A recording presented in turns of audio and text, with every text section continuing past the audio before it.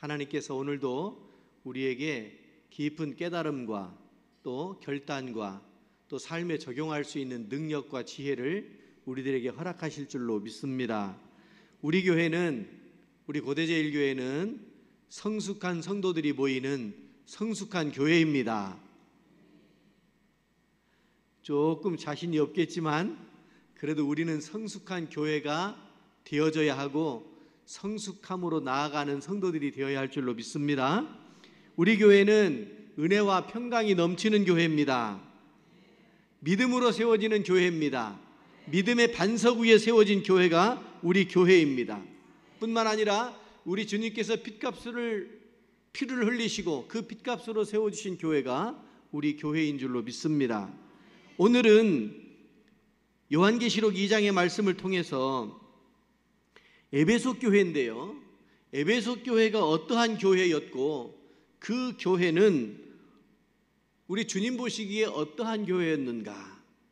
여러분, 우리 교회는 우리들끼리 좋으면 그것도 괜찮지만 그것보다 더 의미 있는 것은 우리 주님이 우리 교회를 어떻게 보시고 어떻게 평가하고 어떻게 판단하시느냐 하는 것이 더 중요하지 않겠습니까? 그건 내 생각이고, 사람들이 그런 얘기들을 하잖아요. 자기 생각이 아니고 주님이 생각하시는 성경의 말씀을 비추어서 하시는 그 말씀이 오늘 우리들의 삶을 또 우리 교회를 이끌어 가야 될 줄로 믿습니다. 여러분, 에베소 교회는요 칭찬을 많이 받았습니다. 칭찬을 많이 받았는데 아쉬운 것 한 가지는 이 에베소 교회가 첫사랑을 잃어버렸다고 하는 책망 섞인 말씀도 들은 것이 사실입니다. 우리 교회에 가장 중요한 것이 있다면 그것은 뭐냐면 사랑 아니겠습니까? 첫 번째도 사랑이고 하나님 사랑, 두 번째도 사랑인데 이웃 사랑, 하나님과 이웃을 사랑하는 것이 교회인 줄로 믿습니다. 그럼 교회 안에 있는 우리들도 역시 마찬가지로 하나님을 사랑하고 이웃과 함께 화평하게 지내는 것, 사랑하며 지내는 것이 하나님께서 우리에게 원하시는, 그리고 그 일을 위해서 그 사랑 때문에 독생자 아들 예수까지도 이 땅에 보내시고 그를 피 흘려 죽기까지 하신 것이 하나님의 사랑의 증거라고 이렇게 말씀하시지 않았습니까? 예수님 십자가야말로 하나님의 자기 백성을 향한 자기 사랑의 확증이라고 이렇게 말씀을 해주셨습니다. 그렇습니다.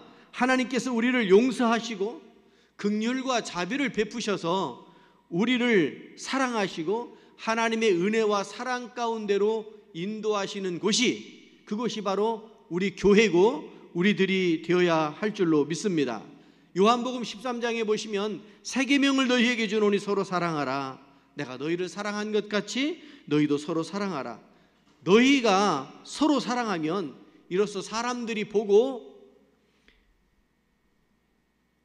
너희들이 나의 제자인 것을 알 거다, 이렇게 말씀해 주셨습니다. 여러분, 우리가 그리스도 예수의 제자로 살아가야 되는데 그것을 어떻게 보여줄 수 있느냐 하는 겁니다. 명찰 달고 다니면 예수님의 제자입니까? 십자가 목걸이를 하고 다니면 예수님의 제자입니까?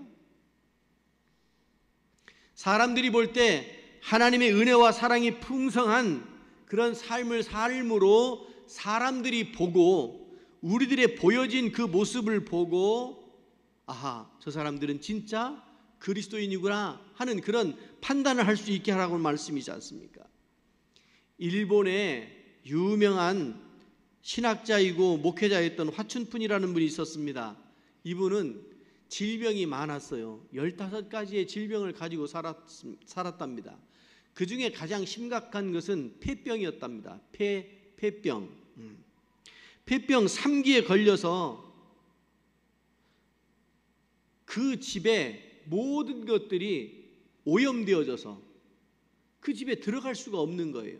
숟가락이며 밥상이며 옷가지며 그의 생활하는 모든 것들.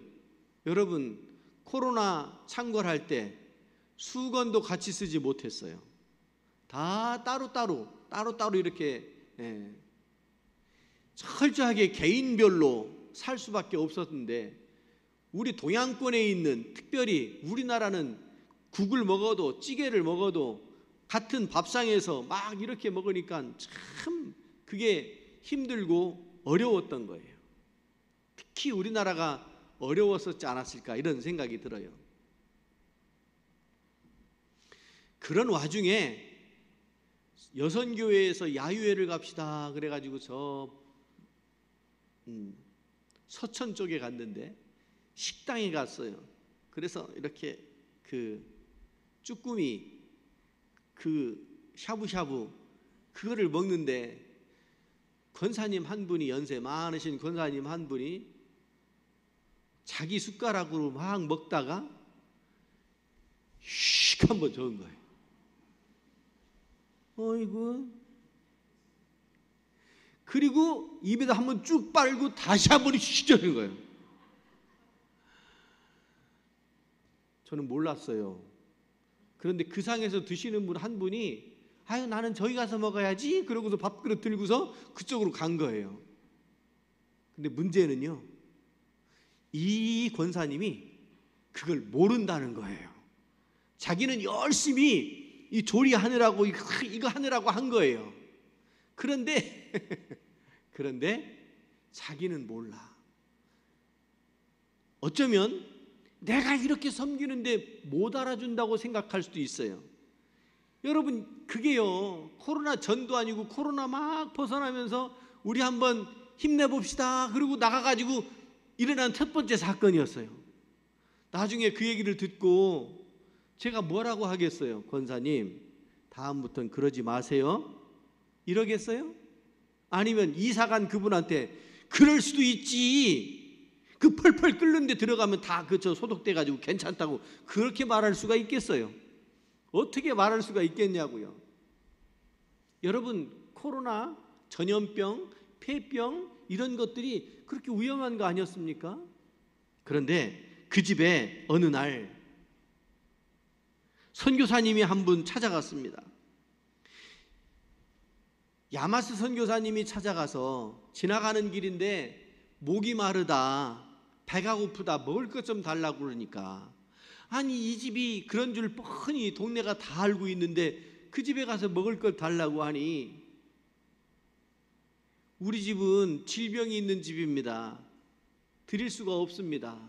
괜찮다고, 내가 배가 고프니까 좀 달라고. 그래서 할 수 없이 알게 됐고 합의가 됐으니까 밥상을 차려줬는데, 한 그릇 뚝딱 드시고 이 선교사님이 밥 좀 더 달라고 그러는 거예요. 더 드렸어요. 그리고 밥을 다 먹고 난 다음에 내가 너무 피곤하니까 좀 잠깐 쉬어야 되겠다고, 잠깐 쉬었다 가도 되느냐고. 마루에서 밥을 먹고 방 안으로 모셨는데 그 방 안이 어떤 방이냐고요.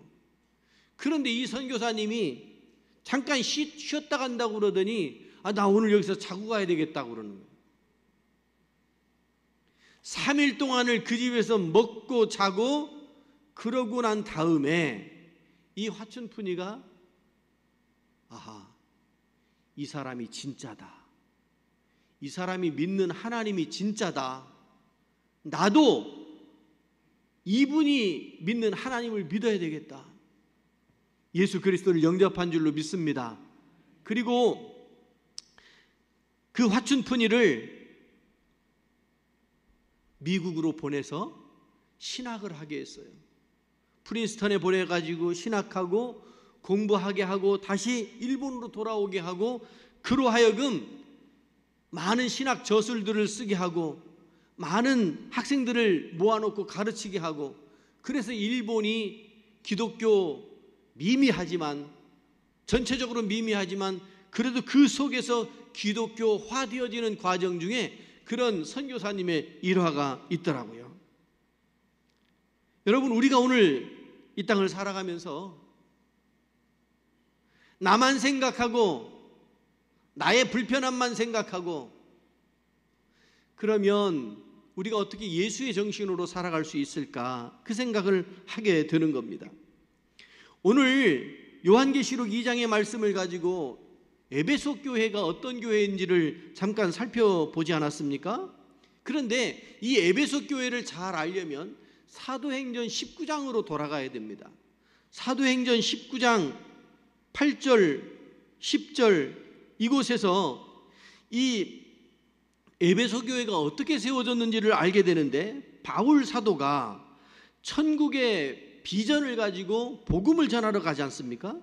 복음을 전하러 가는데 사실은 여러분 안디옥 교회가 굉장히 중요한 교회였잖아요. 바울을 선교사로 파송했던 교회여서 안디옥 교회가 굉장히 중요했는데, 안디옥 교회에서는 짧게 있었고 또 고린도가 굉장히 중요한 교회였었습니다. 고린도가 큰 도시였기도 했고 그곳에서도 복음을 전하고 했는데, 이 사도 바울이 에베소에 와가지고는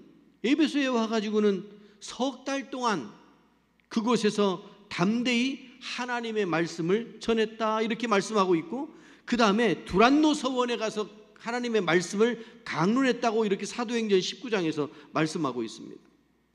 여러분, 에베소 교회가 사도 바울이 세웠는데 그 에베소 교회를 통해서 어떻게 그 지역사회가 변하고 그 주변 지역이 어떻게 변했는지를 살펴볼 수가 있겠고, 오늘 우리 교회가 우리 지역사회에서 우리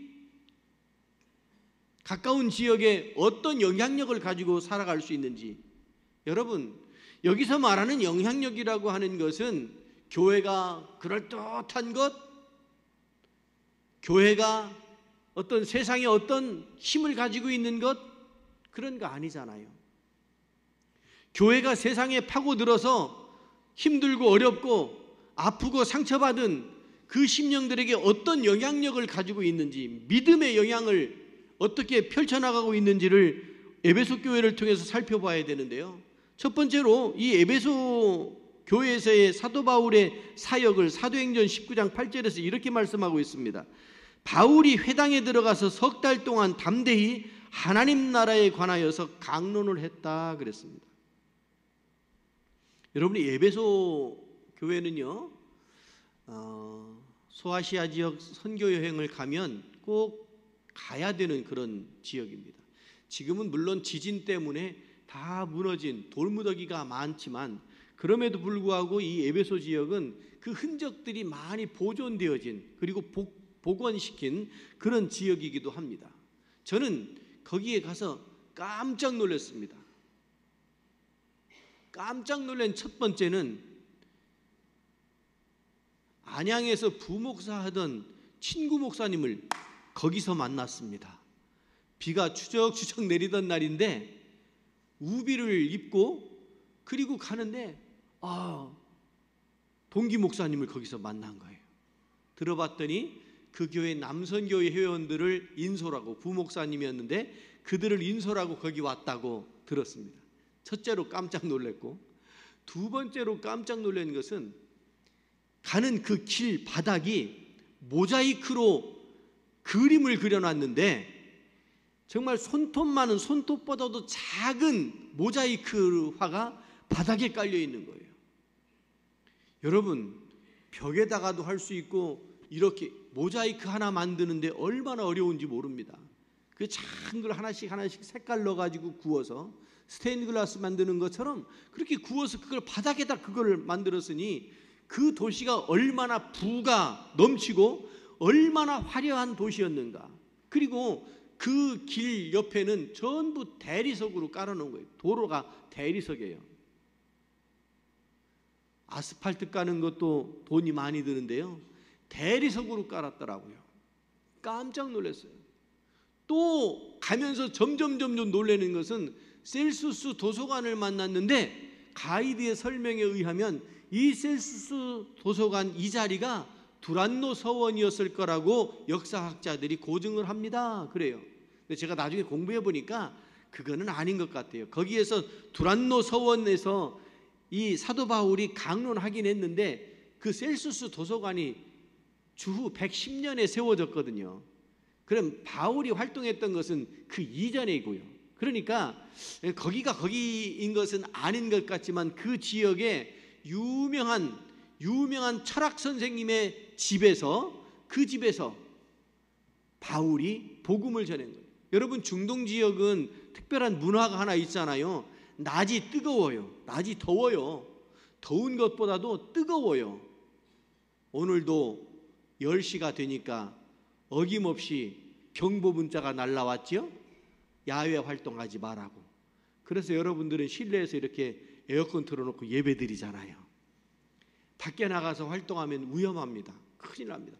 중동은 이게 문화가 되어져 있어서 낮에는 일을 안 하고요, 쉬어요. 낮잠을 자거나 쉬어요. 동양 사람들이 보면 저렇게 게으른 사람들이 있나 싶지만 아니에요. 그건 그들의 문화예요. 그리고 저녁 때가 되면 나와서 활동하기 시작해요. 그 11시부터 오후 4시까지 빈 시간에 사도 바울이 사람들을 불러 모아놓고 하나님의 말씀을 강론했다라고 하는 거 아닙니까? 예수님의 가르침을 사도 바울이 가르쳤다는 거 아닙니까? 예수님이 뭘 가르쳤는데요? 예수님의 비전이 뭐였는데요? 서로 사랑하라고 하는 것이고, 교회를 세우는 것이고, 그 교회를 통해서 하나님을 믿고 복음을 받아들이는 것이, 그것이 하나님의 나라에 대한 비전이고 예수님께서 하셨던 일이고, 사도 바울이 그 길을 이어간 거 아니겠습니까? 바울이 회당에 들어가서 3달 동안 담대하게 하나님의 나라에 대해서 강론했다고 그랬어요. 여러분, 하나님의 말씀을 강론하는데 왜 담대함이 필요할까요? 여기 지금 어디에서 가르쳤대요? 회당이라고 그랬잖아요.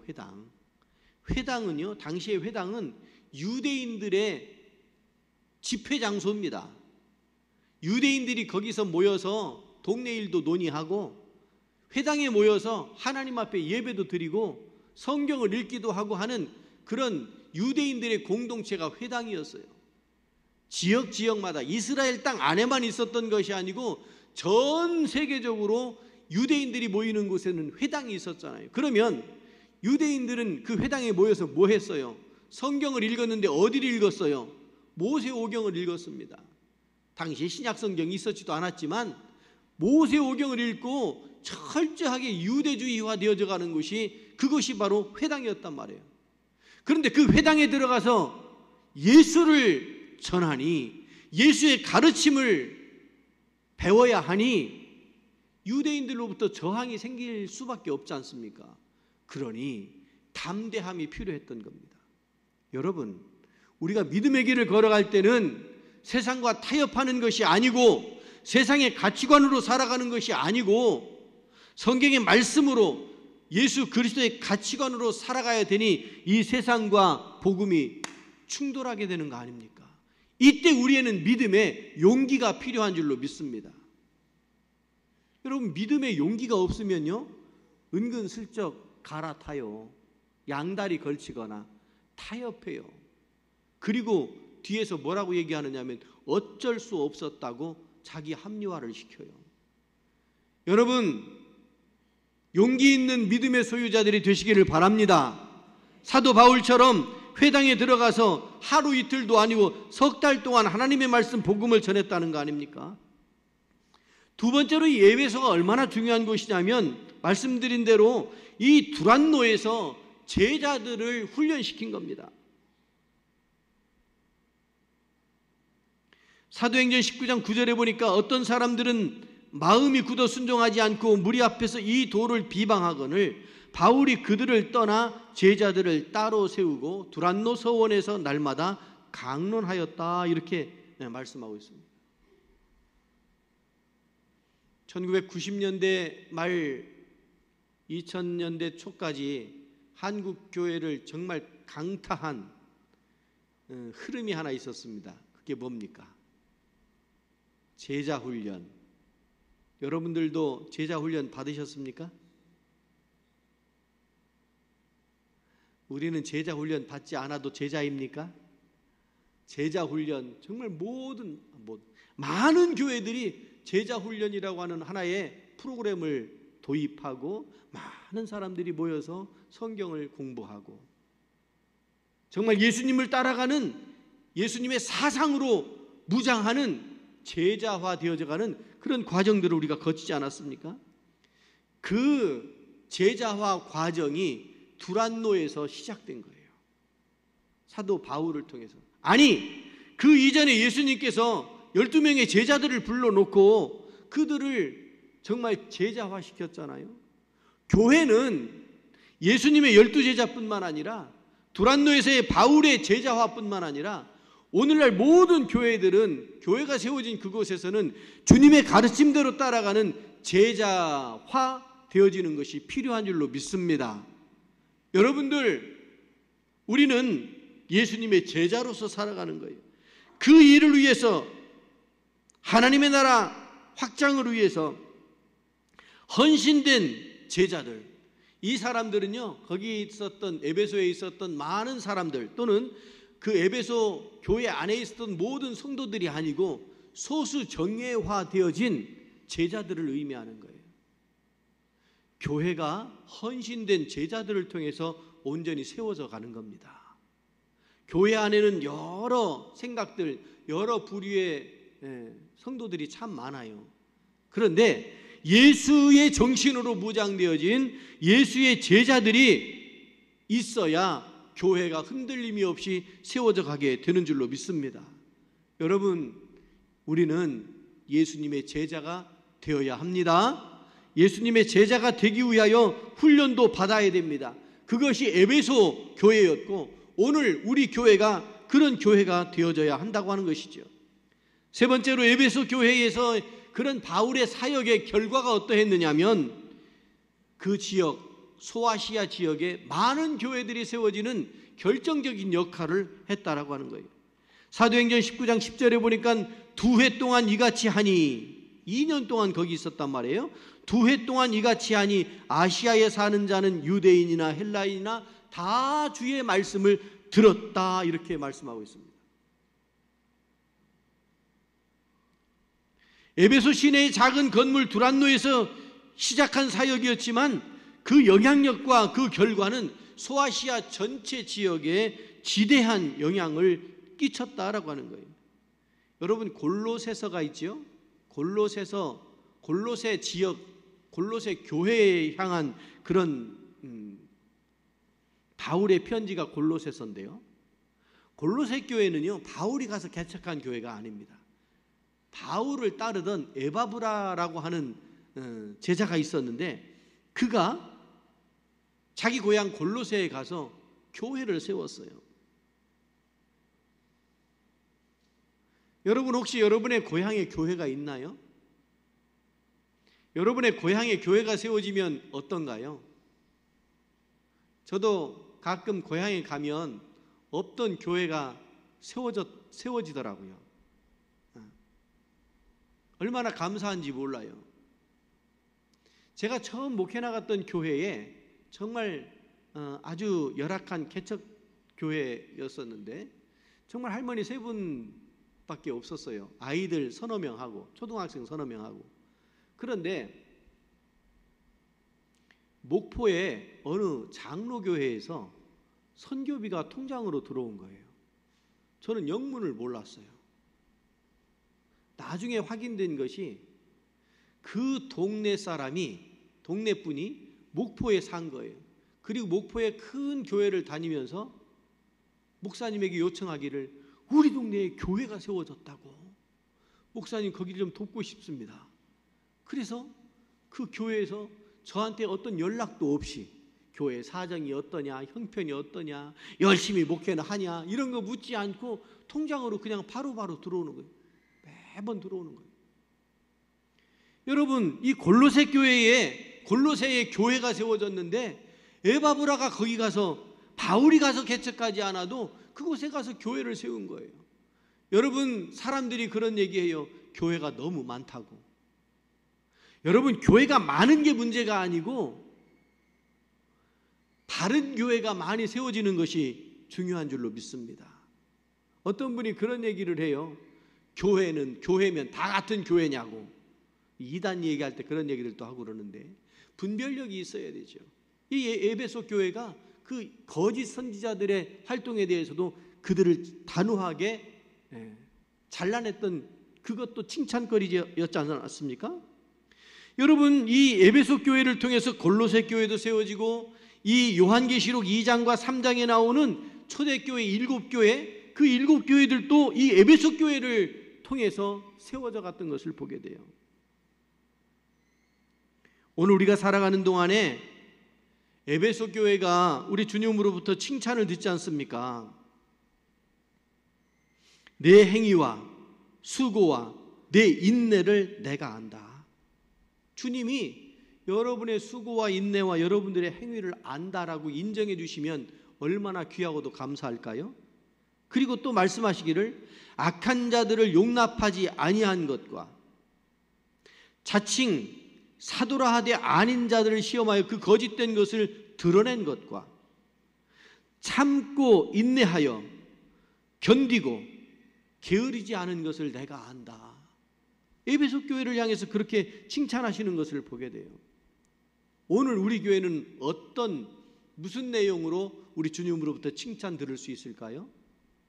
아니, 우리 교회 너무 확장시켰다면 여러분은 어떤 믿음을 가지고 계시길래 우리 주님으로부터 칭찬을 들을 수 있을까요? 에베소 교회를 통해서 복음을 선포하고 제자들을 양육하고 지역의 복음으로 변화시켜지는 영향력 있는 교회가 에베소 교회였는데, 오늘 우리 교회가 에베소 교회와 같은 능력 있는 하나님의 말씀으로 세워지는 그런 복된 그런 교회와 성도 여러분들이 되어야 할 줄로 믿습니다.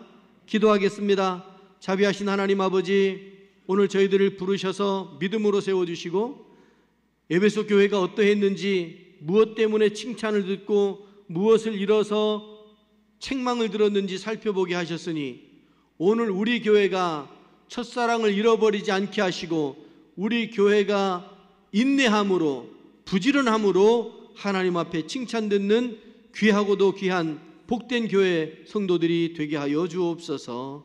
예수 그리스도 이름으로 기도드리옵나이다. 아멘.